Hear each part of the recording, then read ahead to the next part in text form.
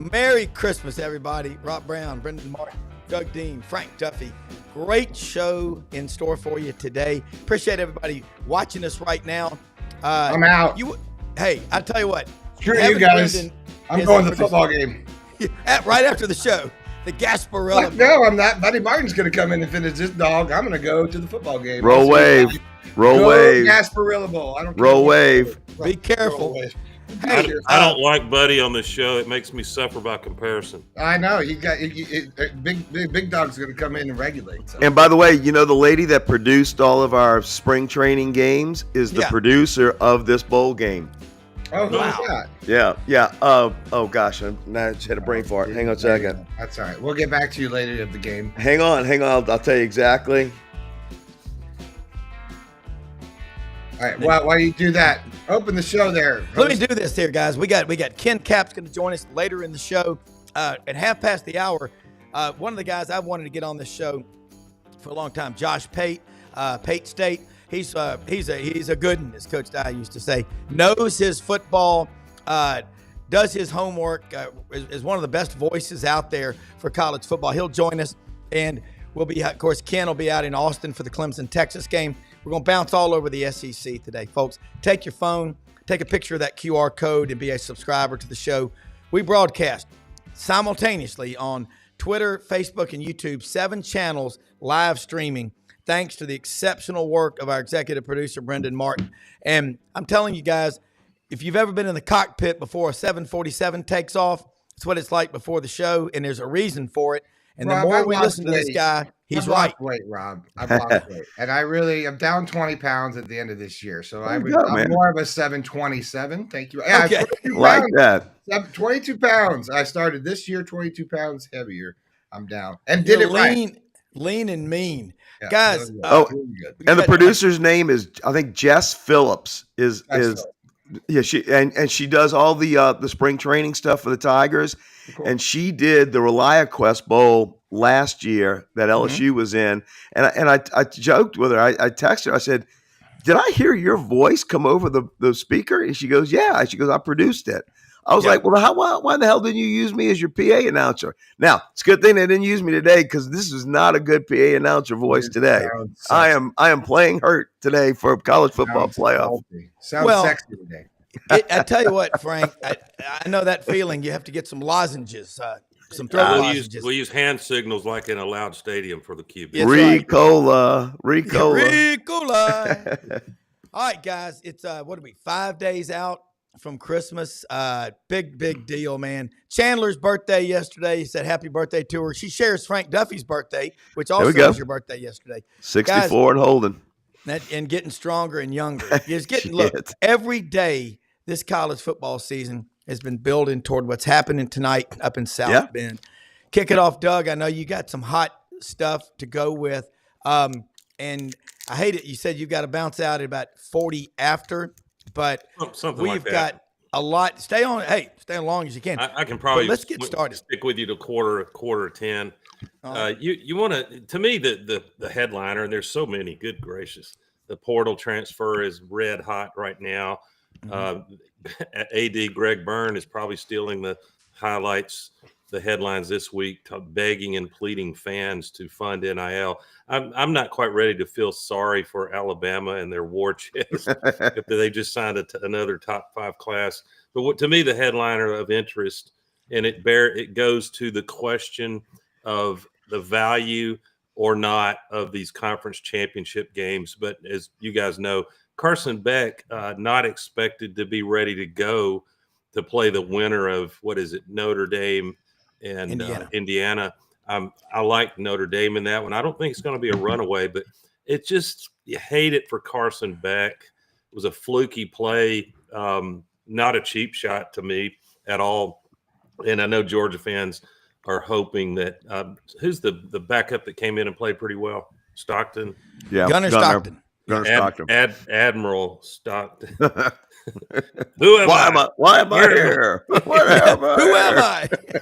But I have a funny feeling that it's one thing to Stockdale. It's one thing to come in a game when you don't have time to get anxious, have anxiety.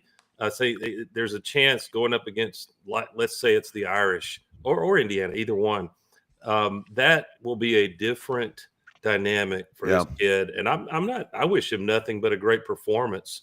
But I think that the fans that are trying to extrapolate that, he played so well to beat Texas, that it was just, he made some plays, no doubt about it. So to me, a great subplot to watch is, can he elevate his game and play an entire game, or will Kirby and Bobo feel the need to lean really heavy on the run to not put him in a position of having to put it in the air too much? So that to me is one to watch. And obviously, here we are thinking about Christmas, but by golly, we get to watch big time college football tonight and tomorrow. Yeah. And look, what better color scheme for Christmas? We got a green out with the Irish, and we've got that beautiful red from Indiana. And you talk about Cinderella. Holy mackerel. We're talking about Indiana having a shot at the national championship. That's the power of the college football playoffs, and it's here. We have been talking about this for at least half of our lifetimes, wanting a true college football playoff. And boys and girls, it's Christmas Eve. If you're a college football fan, Santa's coming tonight. I mean, we're getting the first game. We're getting 2 great games tomorrow. I'm incredibly interested to see what happens in those ball games. And I don't know if I told y'all, but Rhonda and I are going to go out to L.A.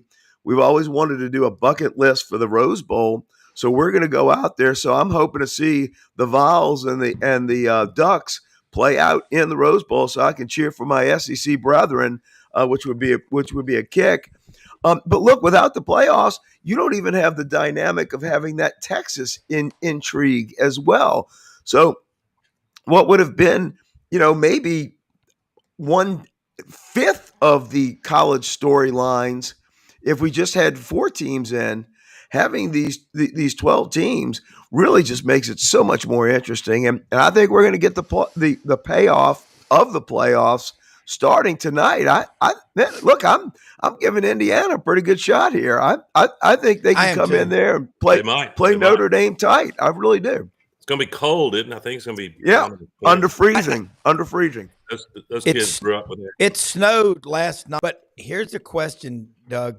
We don't know a lot about Indiana. We do know that when they played Ohio State, they were beaten 38-7, 38-10. Kurt Cignetti, in order to get Indiana to 11-1, he's, in my opinion, that's National Coach of the Year. I don't care what league he plays in. I'm with Frank. They ain't going to get boat raced by Notre Dame. They're both used to cold weather, and that's overrated to begin with, isn't it? Certainly. And the reason I'm like Notre Dame in a fairly close one is that running back of theirs is the real deal. You can make a case for him to be argument between Jarquez Hunter and their running back, and add a couple others if you want. The kid at Arizona State, wow. Scattaboo, what's his name? Yeah, Scattaboo. His yak yards must be off the chart. I just think the Irish being at home, I know that's the battle of the 2 Indiana programs, but I think Notre Dame's more prepared for the big stage. And you only need a few key players on Indiana to not have their best game, and all of a sudden it comes down to 4 or 5 plays. We see it year in. There's going to be some blowouts. I think I like Texas to handle Clemson. I think Clemson is sort of glad they made the playoff. Yeah. I'm not sure they're built to hang with a team like Texas. And Texas is probably a little pissed off. I think they are. They're a little pissed off that they couldn't win the rematch with the Dogs. And so they want to get – and I'll tell you something else you're going to see. This is Captain Obvious. You're going to see Arch Manning earlier, not because Ewers is playing poorly, but because I think that's next year. That's the future. He brings something to the table. I have a feeling Sark is saying, I wonder if I had given him a couple of series in that Georgia game, could he have been a difference maker? Well, I don't think that was a matter of whether they wanted to or not. They just didn't get the chance of getting down there. If they would have gotten in that red zone, like Billy Roberts and I sat through the game and we kept saying, look, Arch is coming in. He's going to bring the change up. But the problem was they never got down inside the 15 or 10 or 20 yard line throughout the whole game until they had that last drive. I mean, so I agree with you, Doug. I think they're going to bring him in early. I think it's going to give him a change of pace. I think he's going to get a little boost in the arm. And I do think Texas is coming in pissed off. They got too much talent. And look, when they were making that drive to win the ball game instead of putting it through overtime, I really thought we were going to cover the damn game as well with -2.5. They had to go down there and score a touchdown and win by 4. So I really think Texas is going to come in and hang one on Clemson. I just don't think Clemson is going to be able to hold with them. You know what else is fascinating? Sometimes when you play a really physical, brutal opponent like Georgia or Texas, there's several others, it unfits you. Don't you love that old phrase from 19th century literature? It unfits you for further travel. That's directly from the novel Tess of the D'Urbervilles. What's an English man going to do, Rob? There you go. I like that. I like that. It unfits you for that. Life's experience is a dear teacher, but how often does it unfit you for further travel? But I think Texas, I'm going to be contrarian on that. I think playing Georgia and understanding and feeling at a gut level what effort it takes to win a game like that, Texas benefits from that dress rehearsal for the game they've got coming up against a good Clemson team. I don't think one that's built to hang with Texas for 4 quarters. This ain't your daddy's I don't either. Clemson team. I think Clemson's problem is, talking to some coaches that are on this show, they struggle to run the ball. And Texas has a hell of a defensive front. All right, Tennessee's going up to the Shoe tomorrow night. I think they're going to have 30,000 plus Vol fans up there. Audrey's cousin Mark said they were able to get in somehow to the Ohio State tickets. And guys, I think their fan base is pissed off and upset. You're a 23.5 point favorite at home against a 6-5 Michigan team, and you can only score 10 points. They're banged up on the offensive line. Matt Dean talks about this. You know, his son's on the staff at Oregon. He was at the Big Ten championship game, and you know, he knows the Big Ten really well. I think Ohio State, if they spent $22 million on their roster, that's not much of a return on investment. Let's just be completely transparent here. This is like buying stocks in the stock market now. You're investing in these players, okay? You're putting your faith in 17 and 18-year-old kids. I got 4 of them. What could possibly go wrong? What could possibly go wrong? Yeah.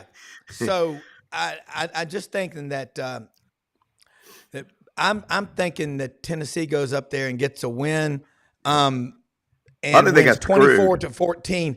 I give them an advantage because of their running game and their defensive front banging on Ohio State. Ohio State's got some playmakers at wideout, but I think Tennessee is going to force them into some turnovers, and that's going to be the difference. It's going to be a line of scrimmage game. What's new? That's all we know in this conference, guys. Well, I think they feel like they got screwed. I think Tennessee should have had the home game. I think Ohio State should be playing on Rocky Top. And so, you know, the bias. Yeah, if you got that. I mean, look, I watched that Ohio State Michigan game. Ohio State looked like dreck. And look, we're talking about a weak Michigan team. I mean, Michigan's line pushed Ohio State around. It wasn't as close as really what it should have been. Hey, Duff, injecting so you can react to it. Yeah. $20 million won't buy you the roster we thought, right? Man, no kidding. Man, we're in inflationary times. There's no doubt. And look, hey, Jimbo could have told you that. Moose outside should have told you all that about 2 years ago, right? Yeah. But hey, look, we're talking about the atmosphere. And look, don't get me wrong, Knoxville in the wintertime ain't exactly, balmy Ocala, where Ron and I were yesterday, heading through. I should stop by and told my buddy Brendan hi. Of course, I almost went to the Tulane game in Tampa, but Rhonda overruled me. She goes, "We're both sick. We're going home." Right. So, but I think like the game tomorrow night, and just like tonight. Look, I just looked at the weather for tonight's game: 27 at kick, and potential for wintry mix. And look, most of these northern schools, they like the fact that us Southern schools are having to go up there and play. They think that's in their wheelhouse. Just like I like it when UCLA has to come down and play LSU on a Saturday when people are passing out on the east side and there's only like 10 people over there because they're getting sunstroke. We have that advantage when the heat's there, but they have it on the cold. And let me tell you, tonight with a wintry mix, it's not snow's not the problem. You get that ice and that wintry, nasty, slushy, and it gets icy. Now, again, I think Notre Dame probably has a wonderful drainage system. They're probably obviously used to this, especially throughout the fall. But look, we're playing at different times. You've never seen a Notre Dame game in late December. Touchdown Jesus probably might have a parka on before tonight's over with. So, hey, can we pivot, guys, to real quick talk about the dynamics of the transfer portal, which is fascinating. And I think Rob, both Auburn and LSU doing well. Accounts appear to be doing really well. And glad we procured Will Redmond as GM. He was at LSU, if I remember. Yes. And he's doing work. But I'm amused by fans who think that because their school, and I'm not just referring to Auburn or one of the in-state schools, has millions of dollars and a few billionaires that are support the program, that you can just go not recruit, but select any quarterback you want if you need a quarterback. The reason somebody's in the portal is they're probably not going to start next year, or maybe they're at a mid-major and they look forward to being on a bigger stage. But here's what I wanted to amuse both of you with. I will keep the name of this quarterback blind to you, and you can make your best guess at it. And going to the point of, you never know what the ceiling of this QB is. That's guesswork until you get them in your system and find out. And Hugh Freeze overestimated the ceiling of Peyton Thorne, and here we are. And I think a lot of that was the O-line. But here's a quarterback not too many years ago that the year before he transferred, he was 7 of 11 passing for 61 yards, and he carried the ball 3 times for -5 yards. He was a redshirt sophomore, third-team QB. He transferred, and then at the new school, in his first 4 games as a starter, he was 52 of 106 for a 49% completion rate, 740 yards, and 3 TDs. But after that, it blew up big time. Do you guys know who I'm referring to? Is that Joe Burrow? Joe Burrow. Are you kidding me? Yeah, my boy.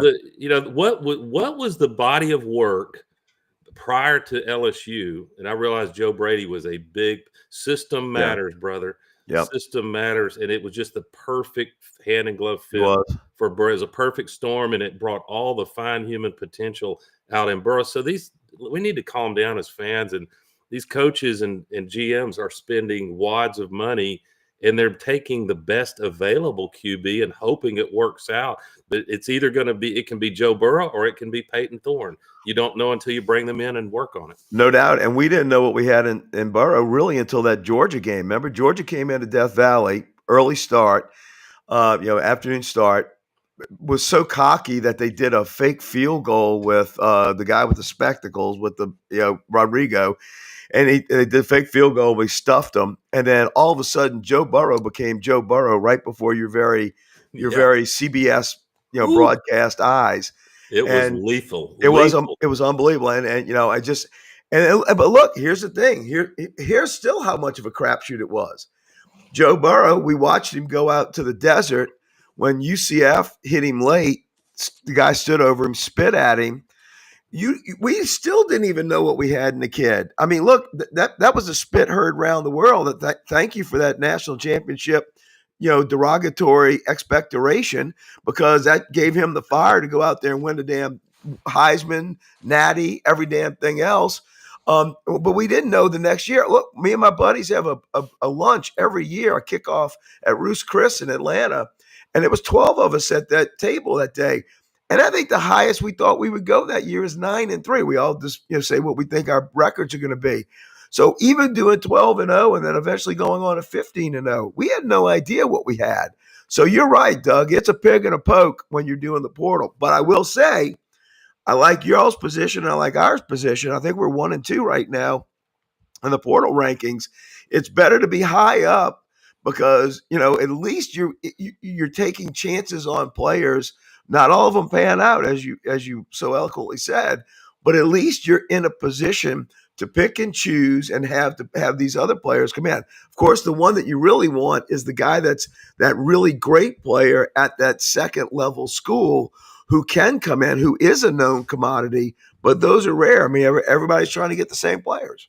Well, and Hugh Freeze has been at the impressive recruitment in the portal at QB is not only Jackson Arnold. There will be people, detractors, and they may prove to be right. But don't sleep on Ashton Daniels. This is a Buford, Georgia high kid that has all the pedigree you could ask for, and had up and down time at Stanford. And the problem with him is he doesn't come in the spring. He'll arrive in summer. June. Yeah. So Arnold's going to have a leg up.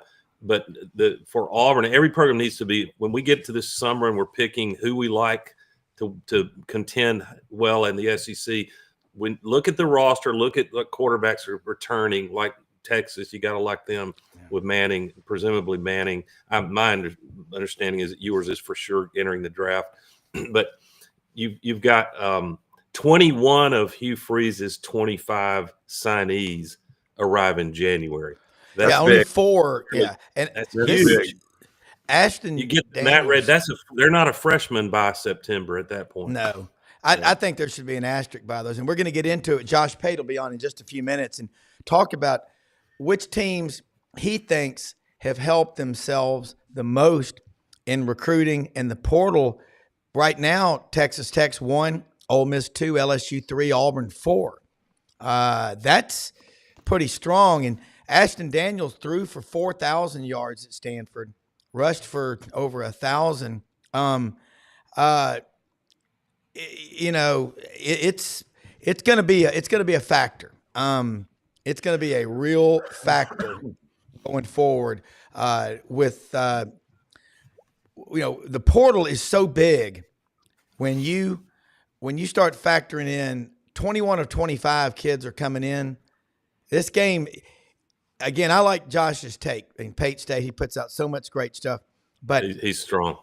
Auburn, the biggest thing they've done, and I heard that guy from Southern Cal, Mason Murphy, his Pro Football Focus, and again, I read a pretty smart thing. Tackle there. Yeah, Pro Football Focus. I don't know what to think about their grades, but the guy Chaplin from Virginia Tech looks like an immediate contributor.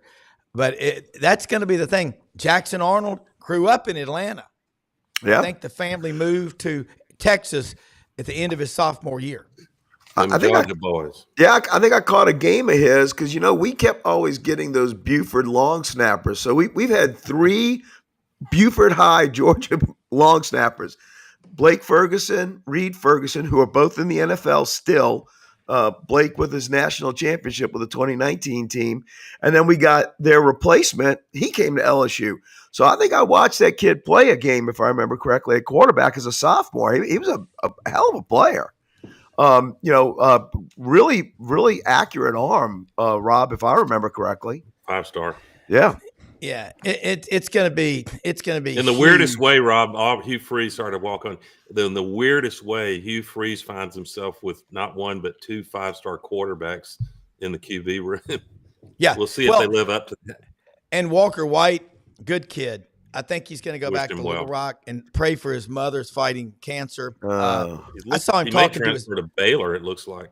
Yeah, and I saw him talking to his parents after the Auburn Texas A&M game, and I saw her. And that's brutal. I'd seen her a year earlier at the hotel when I met him when he was still in high school. And my prayers are with her in a fight. And I think everybody loves this kid. But sometimes you got to make a move, and that's just the way it goes. But Blind Squirrel just said, my sources in Alabama say some of the fan base is growing a little restless over Bama's portal activity. Let me tell you something. There's a lot of unrest in Welcome Tuscaloosa. To the club. Man, holy mackerel. Let me tell you something. If they don't now realize they're back in the pack with the rest of us, that their vaunted, charmed life of 18 years is not over, It is. It should be becoming like very clear Moscano, to them Duff. I now. love it. You sound like Moscano. Yeah, that's right. It's now come to. But let me be kind. Tis the season to my good Bama friends, one of whom's my son-in-law. I think it's not, to me, it's not that Bama is falling apart and their dynasty is. Some people will take that view, and that could still transpire. I don't care what team you are, you got to do it right, have great coaching, and go get talent. But I think it's that no one is going to be a dynasty now. You get it's a nuance of difference. So I push back a little on those who are taking their long-awaited shots at the Crimson Tide. This was a disappointing year for them, but I do think this, and I heard, I forgot, it might have been Drinkwitz talking about, it's every school that loves football is going to have their share of fan NIL funding. But what's really useful is one or two massive billionaires who love football at the school. And you can do some things until they clean it up and we have contracts and caps on what can be paid. You can make hay if you've got a willing billionaire. Or if you like, your girlfriend likes them, like my Michigan quarterback. Larry Ellison's. I'll tell you, and Josh Pate will be on in a second. We're going to have him on for about 15 minutes or so. I see the really great Buddy Martin. Yes, Buddy. I see Buddy. And let me say something, Buddy. Winter Timber Outdoors. Love this store. They're a sponsor of ours, located in Athens, Alabama. They're going to grow all over the Southeastern Conference footprint. If you love duck hunting, deer hunting, quail hunting, big game hunting, that's your outfitter to go to no matter where you live in the country. Click on that QR code or take a picture of it, put it in your phone. They're open every day of the week. Just broke ground 3 weeks ago in a new store in Auburn. They're looking at locations in Athens, Georgia, Fayetteville. They're going to be heading to Gainesville. They're looking all over the SEC. Winter Timber Outdoors.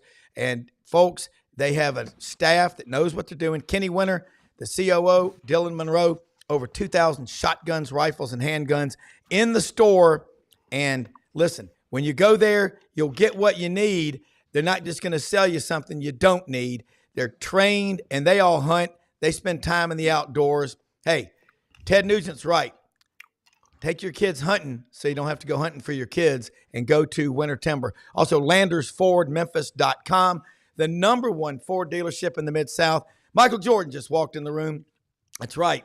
He did. MJ is here, number 23. Wow. That's right. And so he right after we got Landers as a sponsor, he goes, Bobby, who do I call? He called out there, talked to Brad Bellamy, got himself a brand new Sasquatch Bronco. This thing is awesome.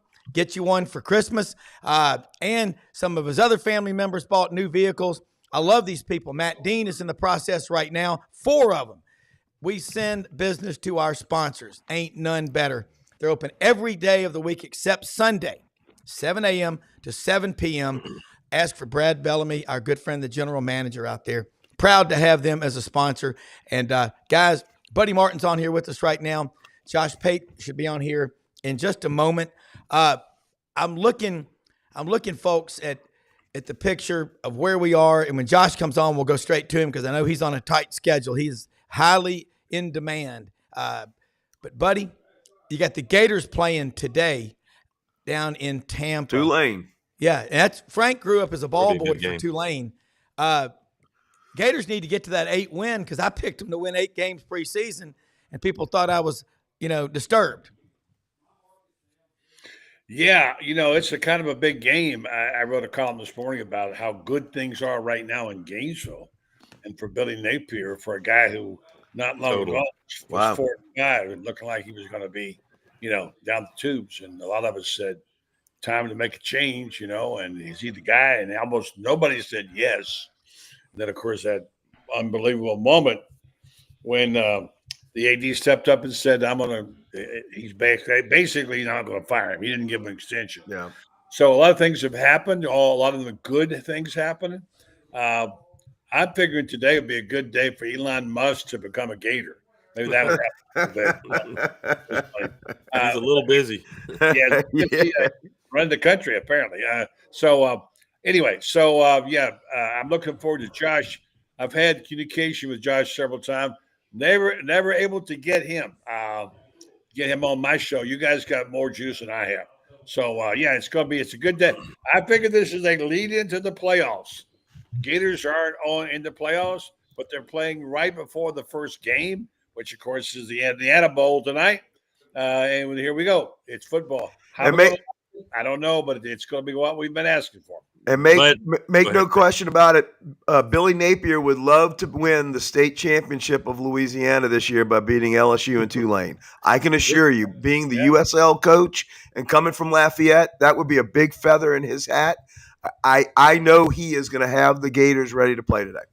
Buddy, congrats to you and Brendan. I know how much you love your Gators, and congrats to Gator Nation if you go by that moniker. But I don't know. I'd have to think. I can't recall a bigger, more impressive Phoenix rising from the ashes than Billy Napier and that team. That give the team credit and the assistant coaches in a single season, mid-season.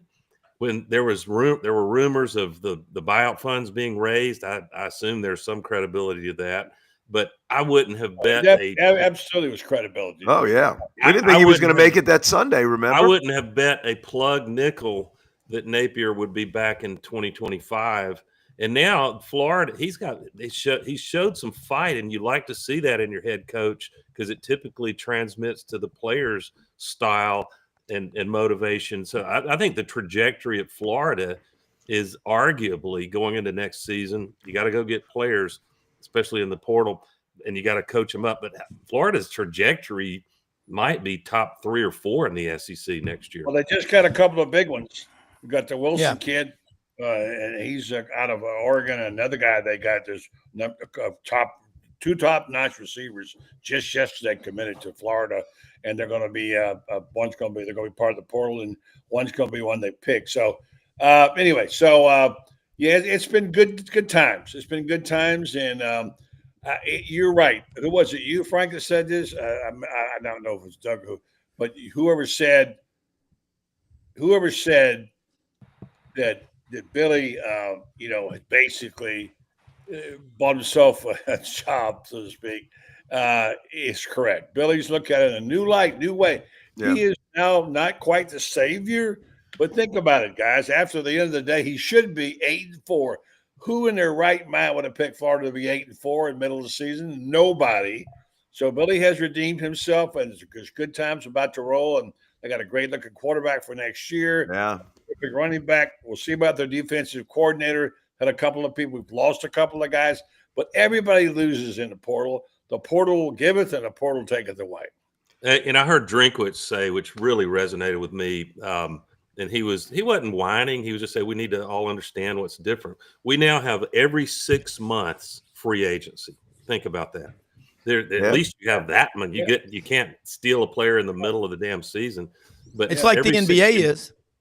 The coaches, he said, we all have this old way of thinking. All right, I'm going to stack these great classes together, and I get this kid, and by his 3rd year, he's going to be – you're not going to have that kid. He's going to be gone. So you got to rebuild your roster and say your prayers every 6 months and retain – you recruit existing players as much as you do new ones. We've gone from Bear Bryant style recruiting to Krzyzewski style recruiting. And it's been called, and Alabama fans can draw their own conclusions, the validity of this or not. But some say Alabama was built for a closed market. We have an open market, a wide open market now. And, I don't think Alabama was the only one. There's some programs that had natural advantages, maybe sacred cow favoritism from the folks in Indianapolis, if you know what I mean. And it's wide open. I love Lane Kiffin's quote a summer ago. Cheating is legalized now. You don't have to buy the suitcases anymore. First guy to say that was Jimbo Fisher when he was at A&M. When they first came up with this deal. He said, legalized. He said a lot of people said we had that for a long time in the SEC.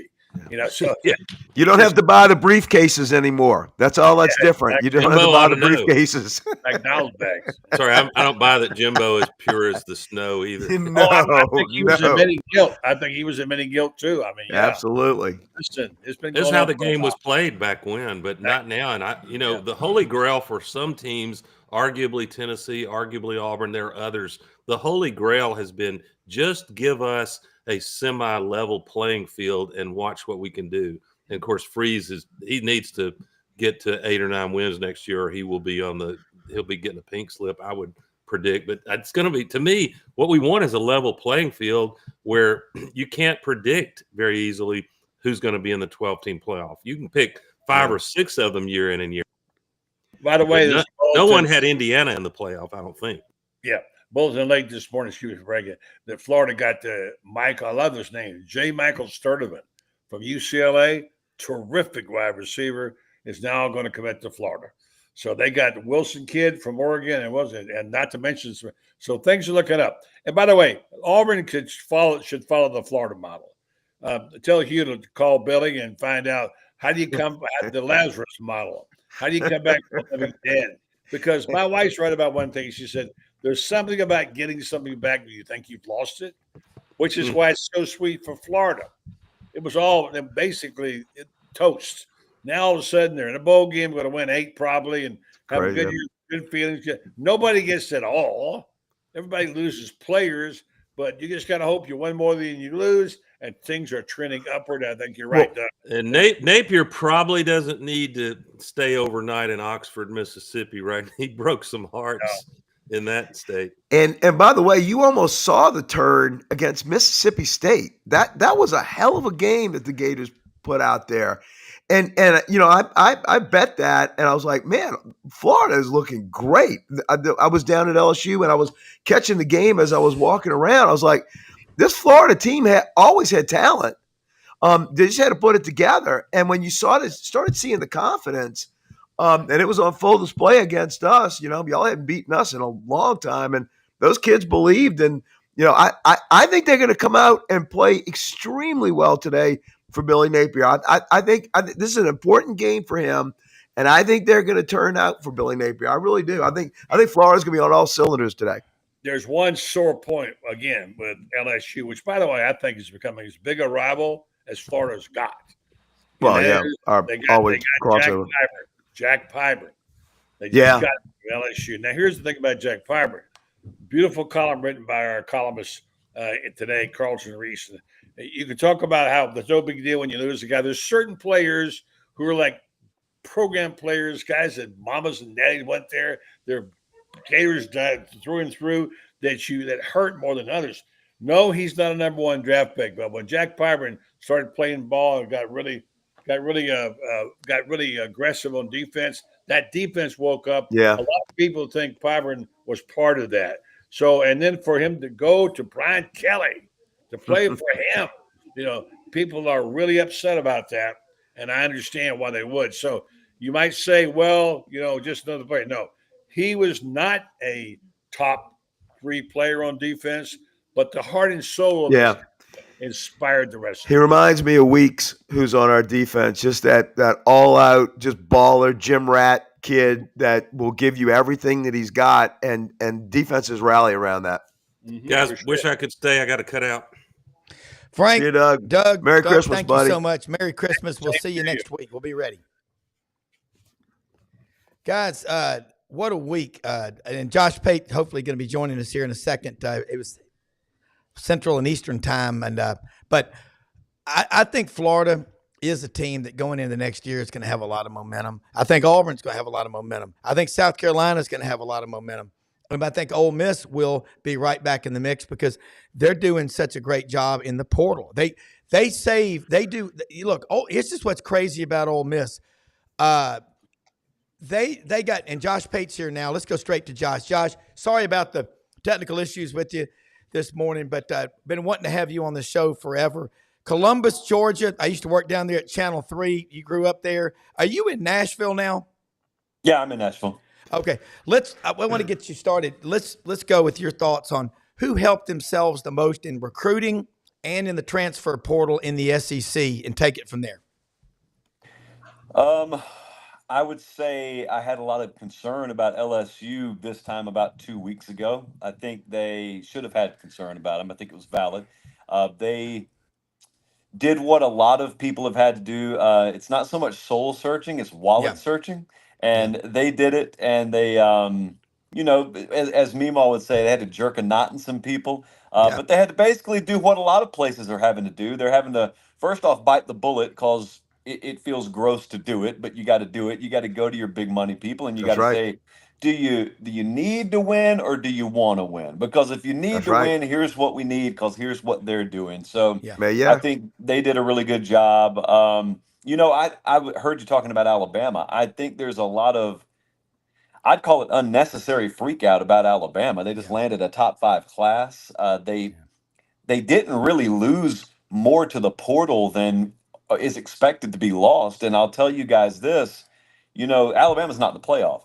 There are some teams in the playoff right now who are also going to lose a number of players. It's just kind of deferred. It's kind of delayed, but that's coming. So no one's immune from this. I think it's been really refreshing what Florida's been able to do. I heard Buddy talking about it a second ago. I don't think if you polled anyone back, I don't know, mid-October, late October, you would have been talking about a coaching search this Sure. time of December, not a can we land this guy out of the portal. Napier's going to be favored by double digits in his bowl game. I don't think anyone would have been talking about We that. didn't think he was going to make it to a Sunday night that weekend. Yeah. Yep.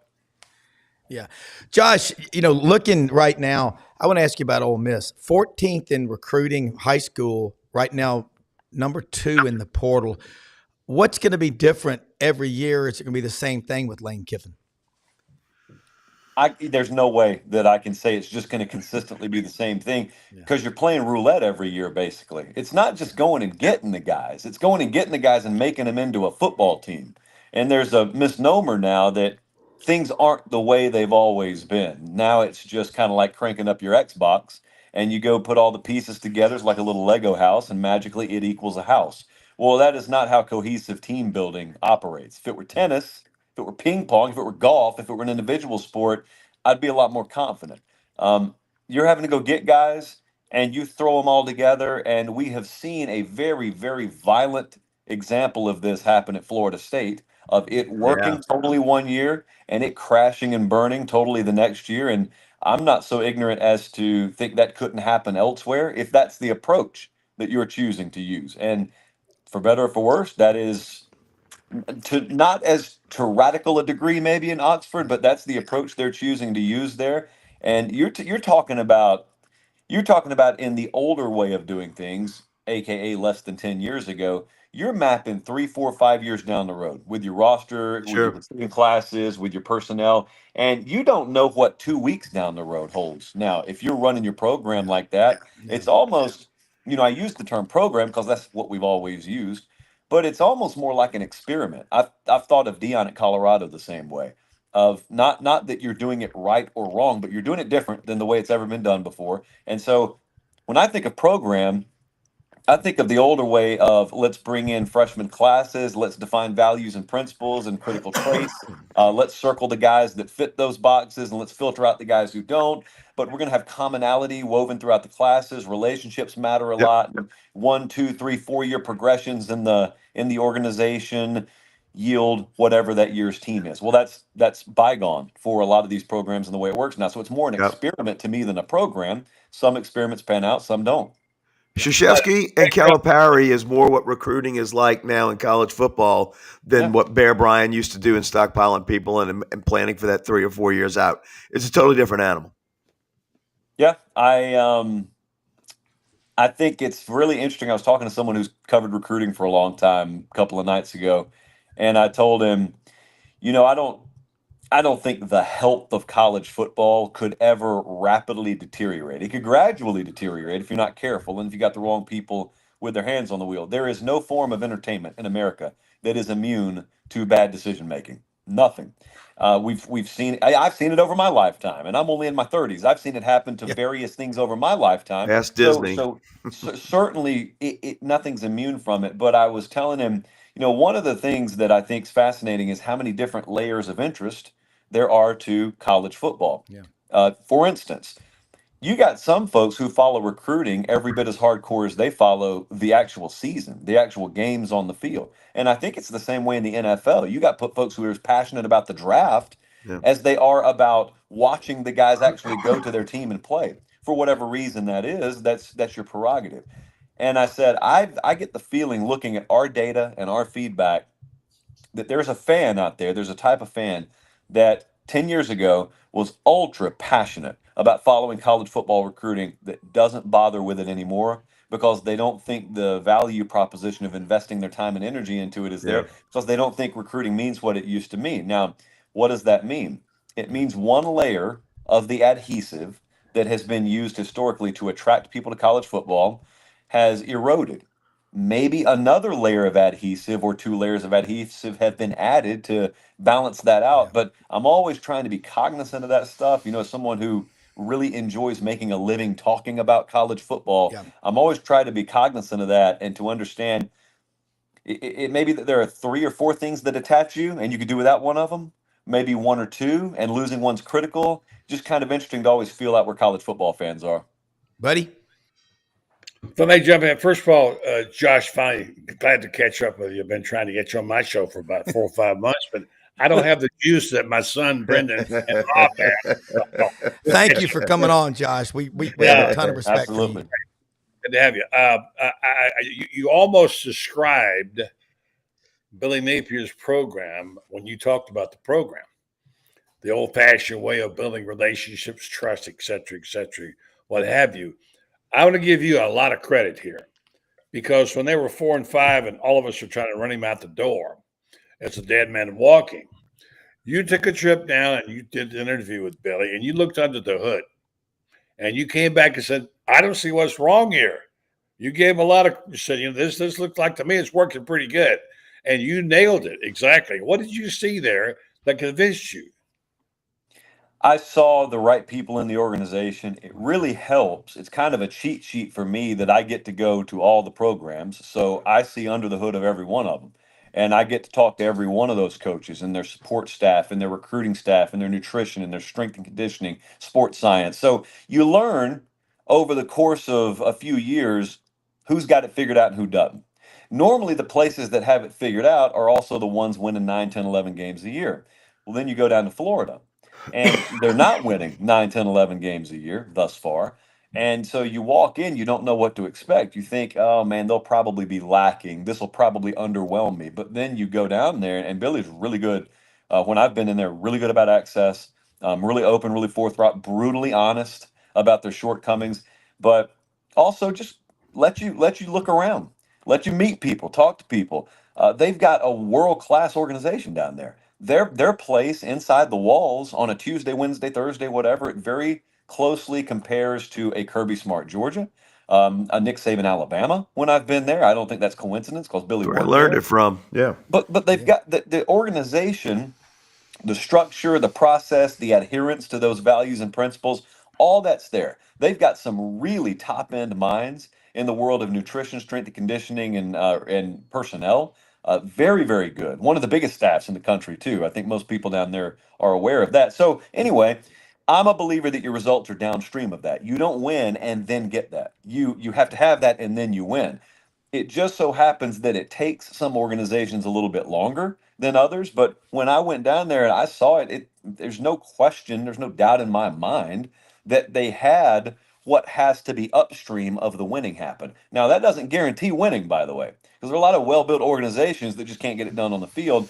But there are no teams consistently getting it done on the field that are not well-built. So it is a prerequisite for success, and I think they've had that for a year or two now.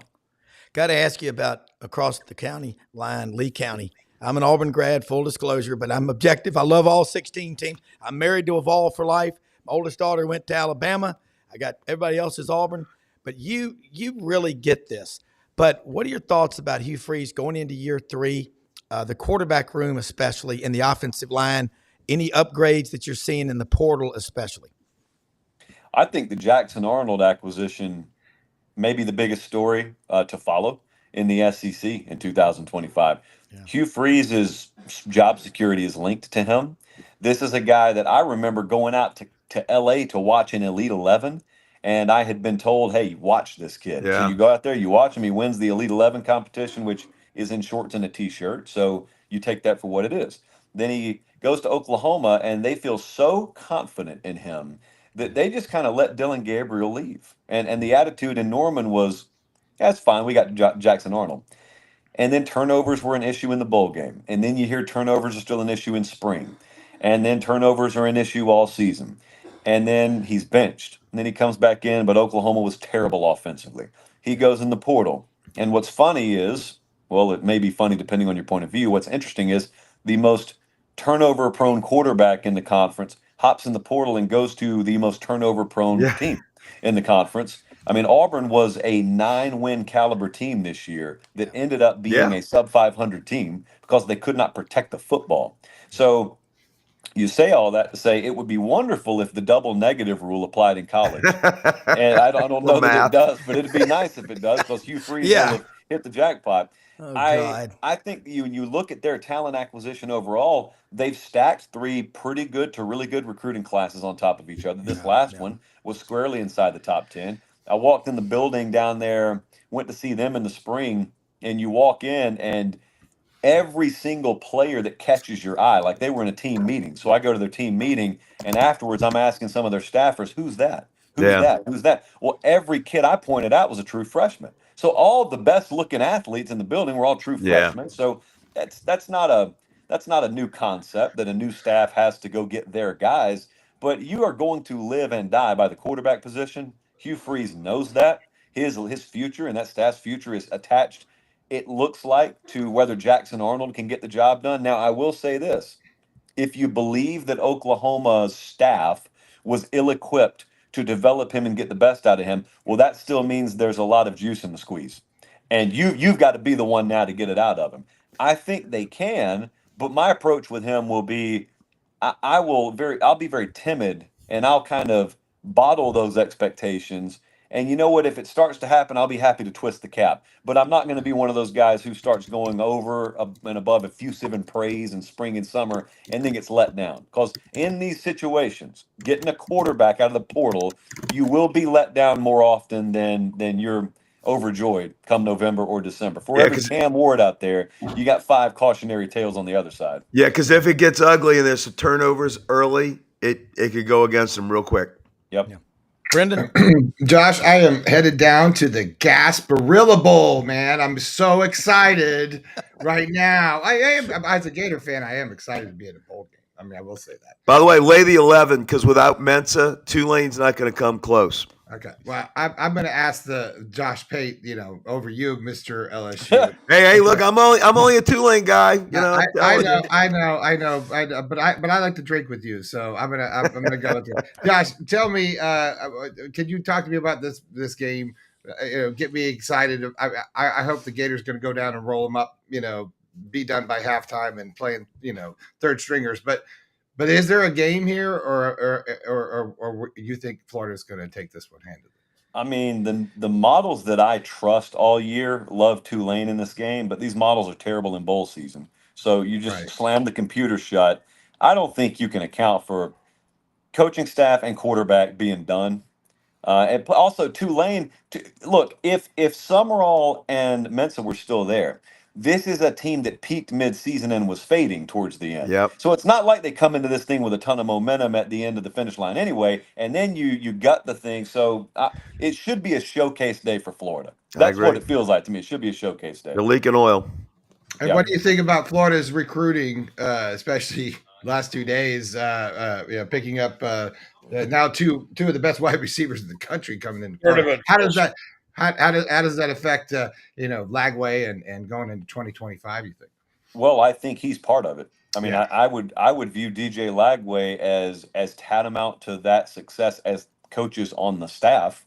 I think he's been active in that role, first off, and secondly, guys want to go there and play for him because I cannot overstate in strong enough terms how important his performance was down the stretch, just from a pure recruiting and marketing and messaging perspective, because you are going to get negatively recruited 9 ways from Sunday on the trail as a dead man walking, dead staff walking, lame duck staff. Well, you point that out and you say, does this look like a team that's going to be left for dead next year? You make up your own mind at that point. And I also, I was talking about the personnel staff. I'll say it again. They've got some of the best in the country in there. So there is no stone left unturned. They're very methodical. I think they're in a much better resourced position than they were when Billy got there. So all of those things have to happen. I feel good about it right now. Josh, one other team I got to ask you about. I'll get out of here. Let me just ask a small one. Okay. Sorry, Rob. It's your program, not mine. Didn't Summerall redo his deal? He didn't redo his deal at Tulane? He did. So when I look at that, I always think if I'm in the locker room and I am cognizant of the idea that my coach tried to leave, and it didn't work out, and that's why he's here right now. The quarterback did leave, and the forward momentum was totally lacking at the end of the year. I go 2 out of 3 of those feels pretty negative to me. Conversely, Florida's as hot as you could be at the end of the year. So, yeah, I should have rephrased. I didn't mean Summerall left. I mean, he tried to leave. He wanted to be out of the door. He wanted to be out of the door. I can tell you that firsthand. Yeah. Josh, another one I got to ask you about is Arkansas. And I live in Memphis. Got a lot of guys in my hunting club that are Razorbacks. And one of them the other day said, Rob, Sam Pittman's ceiling is the Liberty Bowl. I'm a big Travis Williams fan. I know Marcus Woodman. I just don't know. There's not that many people in this state, less than 3 million. They're doing better out of state than they do in state. We have Dudley Dawson, Hogville.net on every week. What's the future look like for Arkansas? How can they get to 9 and 10 wins without having? I don't know. What is it possible? No, I don't think it is. I mean, if you look at season simulations, there's like a deck of cards fanned out in front of you, and the season is you just draw one out of 52 possibilities. I don't think there are many 9 or 10 win seasons in that deck of cards. Yeah. I think there are far more sub 500. We're making a coaching change by mid-November type seasons. Yeah. And the worst thing, I mean, the worst place to be is in no man's land. I know if you're close to Arkansas, for those who are watching who don't know the program pretty intimately, the attitude of the fan base from the midpoint of the season on last year was we either want to see a huge surge, which they realized they weren't going to see, or we kind of want the bottom to fall out. Yeah. It's going to be terrible this year, but it will leave no doubt as to what needs to happen and what's going to happen in terms of just the mechanics of hiring and firing. Well, instead, unfortunately, they were just good enough to be just good enough, and now you go into probably the most lame duck feeling staff in the conference. There is no juice in recruiting. There seems to only be an exit door in the portal. There's really the entry door has not been used all that much. Everybody knows that it's sort of terminal in its trajectory. It's just how long does it take to hit the ground? Yeah, Josh, I know Chris you got Saxon's nephew. Went to Ole Miss. Yeah, our friend's nephew, Patrick Kudus, big offensive lineman's going to Ole Miss. And I thought he was Mr. Razorback. Of course, everything's in transit. Frank, I know you got one more question. And Josh, let people know how they can follow you. And I want to tell you how much we appreciate you coming on because we watch you every day. You work your ass off and it shows. And we need more voices like you nationally in college football because you've got credibility and you speak the truth. And God, we appreciate it more than you can imagine. No, well, trust me, I appreciate it too. And I've actually worked in my life before, so covering college football is not work for me, brother. I will do this. No heavy lifting, brother. No heavy lifting. Well, I do have a question for Josh. What's the storyline that really intrigues you going into the college football playoff? What is the one storyline that you're looking at? I want to know if the playoff field is as contracted as the season felt. So the season is normally we get spreading out of the good and the great and the not good. Well, this year it was really compacted.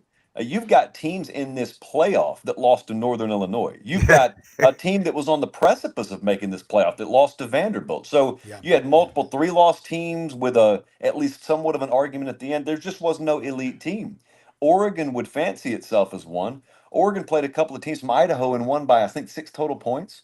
Yeah. They struggled mightily against Wisconsin. So if you love randomness and competitive balance, that's a great thing for you. Well, normally history has taught us when we get to the postseason of this sport, the cream rises. Normally the cream's risen long before now. Yeah. So I expect Texas to win by double digits against Clemson. That's what I expect. I expect Penn State to handle SMU. I kind of think Notre Dame will do okay against Indiana. I'm less confident about that game, but I could be wrong on all that. So my question is, do you see just utter chaos unfold here, or is order restored? and you end up filtering out your Cinderellas and Arizona's out after round 2 and Boise's out after round 2, and you're left with your Ohio States or Oregons or Texases or Georgias. I mean, is that what the final looks like? I tend to think yes, but I'm not totally sure about that. You didn't mention Tennessee and Ohio State. That's because I'm going up there today, and I'm trying to mentally block out that 20-degree kickoff temperature. Bring a jacket. Bring a jacket. Josh, Merry Christmas, Happy Holidays. Thank you so much, and we want to get you back on again. But let people know how they can follow you, because it's great stuff every day. You're all over my Auburn AU Undercover site. I see you constantly. I appreciate you having me. Josh Pate's College Football Show, and you can find it on any platform you could possibly find it on. Okay. Thank you so much. We'll do it again, please. All right. Guys, lot to cover here. And buddy, hopefully Ken Capps is going to join us in a minute from out in Austin for a few minutes. And I tell you what, man, that was great stuff. And buddy, no, not at all. I'm glad you asked that question. I try to raise my finger sometimes to maybe bring a point up, but those were great questions. And I love the answers that he gives. He doesn't hold back. And we don't hold back on this show. I can promise you that. Well, to use it was good stuff. To use horse racing parlance, this ain't a chalk race. No, it's a wide open race in my opinion. Like you said, Oregon is not the end all be all. They've got warts too. Yeah. I think it's anybody's race, and even a team that's lost twice to another team this year. Texas has the ability to run the damn table. It's going to be fascinating, buddy. We've waited for this for half of our lifetimes, and we've now got a really true college playoff like we do with the Final Four, and it is awesome. It is like Christmas Eve. Yeah. Buddy, do you like it? You know what? I've kind of suspended my judgment on this right now because I've been, passionate for 30 years about this, Rob. Yeah. I designed this playoff system 30 years ago. It was my week. And I tell you what's interesting. The reason I did it, not to talk about me, and by the way, we have a guest waiting in the room. I'm not sure if you want to back on or not. Yeah. Is that Ken Capps or Brad Bellamy? No, Brad Bellamy, yeah. Yeah, Brad from Landers Ford. Yeah, the general manager. Let's bring him in, but go ahead and make your point. Yeah.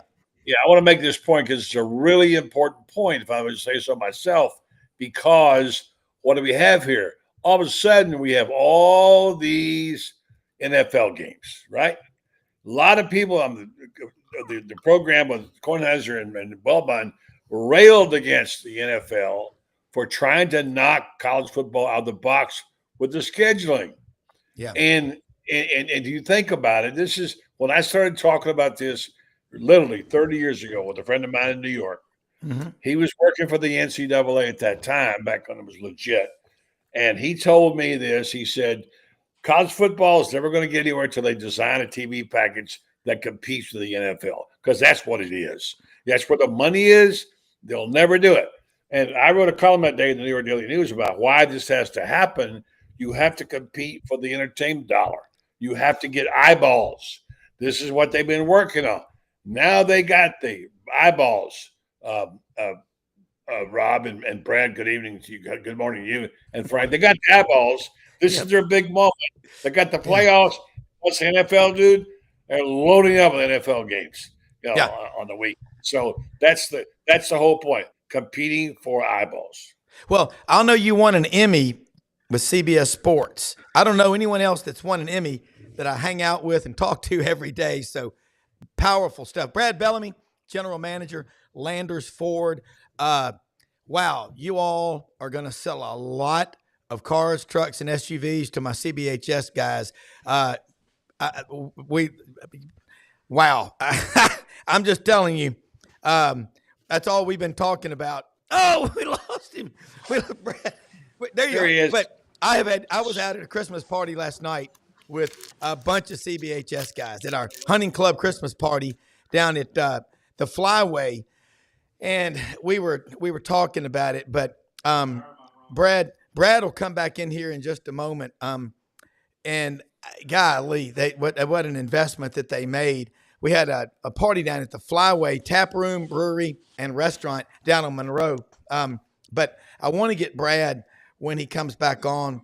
Here's Ken, but is Brad back in. We want to bring Brad back. No, he's not okay. yet. Okay. We lost Brad there for a minute, but they made an incredible investment out at CBHS. Landers did with the field and all kinds of things. And I want Brad to talk about that when he gets on here. So, Ken, get to talking about Clemson, Texas. And then Brad Bellamy will be in here in a second, one of our sponsors, to talk about Landers. But right now you're on the front line of the battle. The Clemson Tigers, the Texas Longhorns. Before we do it, let me say, Brad, big deal what you did at Christian Brothers High School with Landers. Talk about what's going on out there, the investment at CBHS, because there's a lot of Purple Wave guys watching this show right now.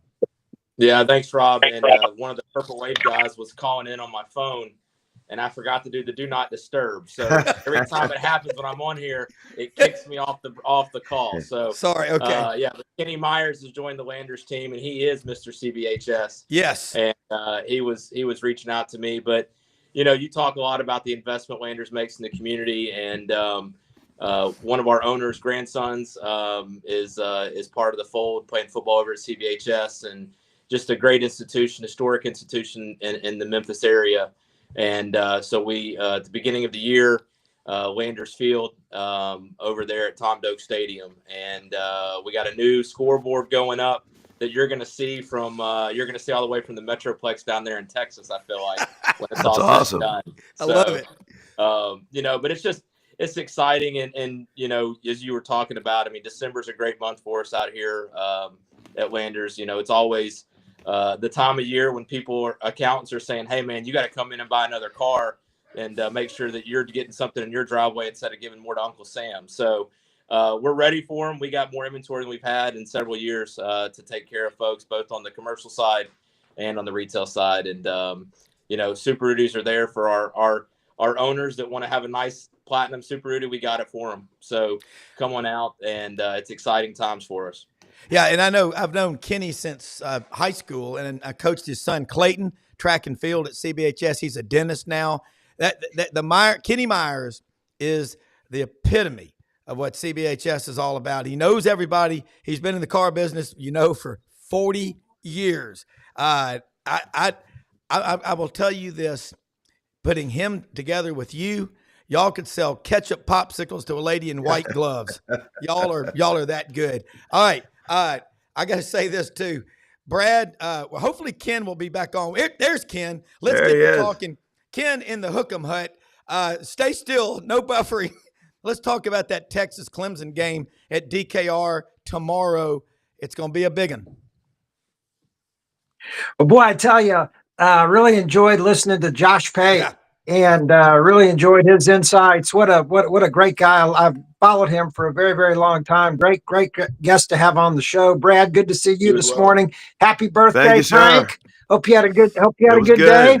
I tell you, I got to start out with the weather though. I don't think the CFP took this into account. It's supposed to be pouring snow tonight at Notre Dame. It's going to be a 15-degree wind chill at the Penn State SMU game tomorrow. Tomorrow at DKR, it's going to be sunny and 62 degrees. So where would you rather play, people? State College. Right there in Austin, Texas.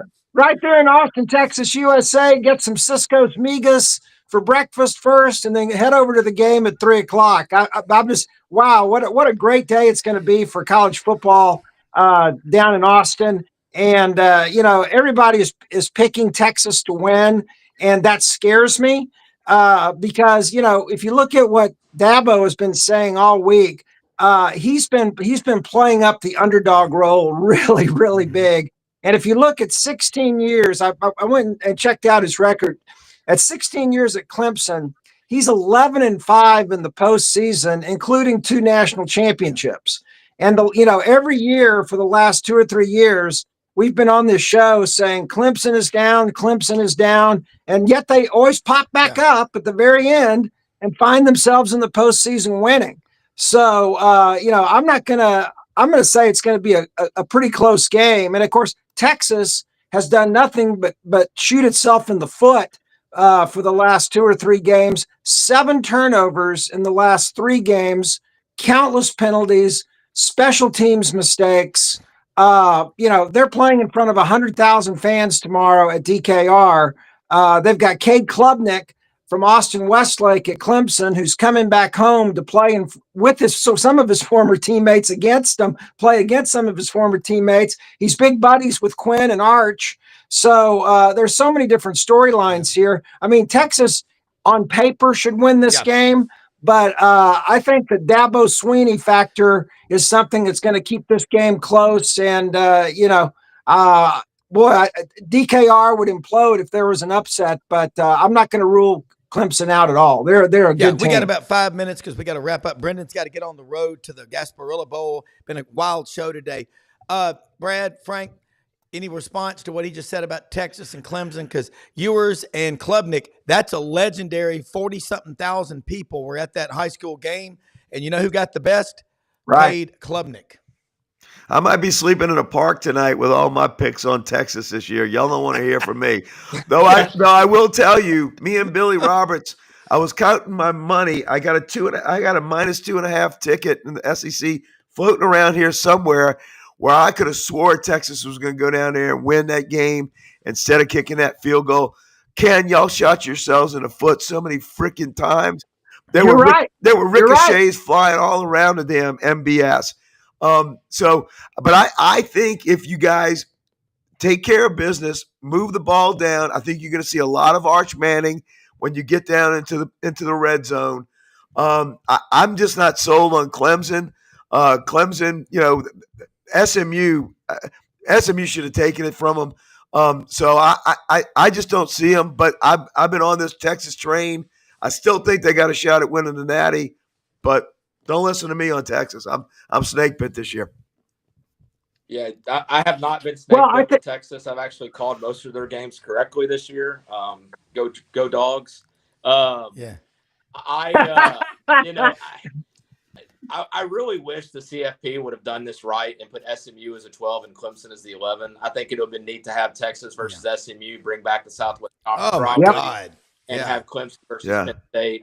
It makes no sense to me with everything they've done, that Clemson wasn't 11 and SMU 12. I mean, Clemson just beat them. But they had 3 losses.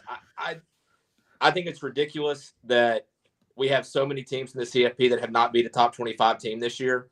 I think we got 3, and if you want to count Notre Dame now that Army lost again, maybe 4. But I think this game's going to be closer than the spread. I think Texas is the better team. Texas has the experience from last year, which I think is really key to get that first game under your belt of what is it like to play in these scenarios where we're done when we're done. But I think Dabo, but we've all seen Dabo's teams too. You said he has 5 losses. I've been in a couple of them, and they were ugly. I mean, the LSU National Championship game was not close. When they played Alabama in the first round of the playoff, it was not close in New Orleans. So they've laid up some stinkers. But that being said, Texas hasn't beat anybody handily. 12.5 is a lot of points. I think it's probably going to be another defensively close game, but you never know with the turnovers and how they've played out in these games this year. But, from my standpoint, I think it's going to be a closer game than a 12.5 point spread. I think Clemson's going to probably lose by 10 points. But I do think that it's going to be a little bit closer of a game. These weather factors are going to make unknowns and all the other ones to me. I would love to see Indiana go in and beat Notre Dame. I've never been a Notre Dame fan. Cinderella. And I think from a Cinderella story, I mean, we need at least one of them in this playoff.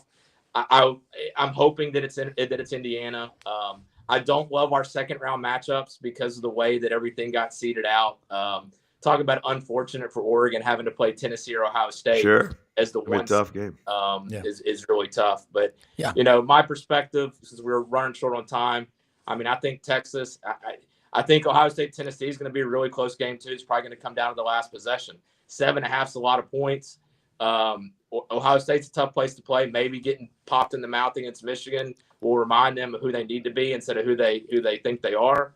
But it's going to be a fun weekend, guys. Yeah. Hey, one last thing. Look, Ken, wrap us up. Guys, we're the most blessed people in the world. Go out, Merry Christmas, help other people. Stronger you are yourself, the more you can help other people. But Ken, wrap us up. Brad, Frank, Josh, Doug Dean, executive producer Brendan Martin, Buddy Martin, everybody. Awesome show. But Ken, wrap us up, take us out with this Texas story, and we'll say goodbye. Well, I'll just say that, Texas was one pass away from playing in the national championship last year. And, the only team they've lost to this year is Georgia twice. So, they should win tomorrow. But I'm just not willing to call a blowout yet. And I just want to tell you, I want to wish everybody that watches us every day a very Merry Christmas and happy holidays to your family. What a great group that we have here. And I get so many nice compliments. I even get compliments on Rob Browne, believe it or not. And what a great show host he is. So, I'm a point guard. That's right. That's right. We're all very blessed on this show, and let's just all remember the reason for the season. Absolutely, man. Yeah, Rob, y'all 12 to 2 today. I'll be out at the Kroger in Collierville ringing the Salvation Army bell. It's amazing. Collierville Rotary, over $100,000 they generate every year for the Salvation Army, and what that goes back to help families in Memphis. It's the largest donation point of anywhere in the state. So Kroger in Collierville, 12 to 2 Kroger today. I might even be out there today. Possibly, if not. But anyway, Brad, that's what I love about Landers, what y'all do in this community. God bless you, man. We'll see y'all Monday. Everybody have a great weekend. Merry Christmas. Bronco Gators Nation. big. Gators big. Gators big, buddy. Yep. Yeah, I hope you're right, buddy. No Mensa, big problem for Tulane. I love Buddy because Buddy, you remind me of the coach in Rudolph the Red-Nosed Reindeer. All right. When you come on, you get it. That's what everybody's. You get everybody under control. I want you to start wearing a whistle because you get under. I want that column. I want a whistle. You're right. Yeah, I'll take my wife's whistle. I'll borrow my wife's whistle. She uses it for me. Let me ask you this. I want a copy of that from the New York Daily News when you were sports editor in New York of that column. I don't know if I can find it. I wish I could find it. All these news files are on now. I mean, I'll dig something up. But I've been preaching for a long time. I'm going to get my guy that with me that did it is still alive, Larry Klein. I'll get him as a witness, and I'll get him on my show one night. We'll talk about our designs or what this ought to be. All right, we'll get you and Jackie Sherrill because in October 1992 at the Touchdown Club in Memphis, he laid it out. The two of y'all together, I'll host it. Hey, we'll do an SECU on it. How about that? I hope we like this playoff weekend. That's what I'm hoping. So I know. Rob, it's going to be great. I hope to talk to you Monday night. Say Merry Christmas and I'm ready. All the best. Great show. Appreciate it. All right. Merry Christmas. Thank you so much. Thank you, folks. Good night. Good night, everybody.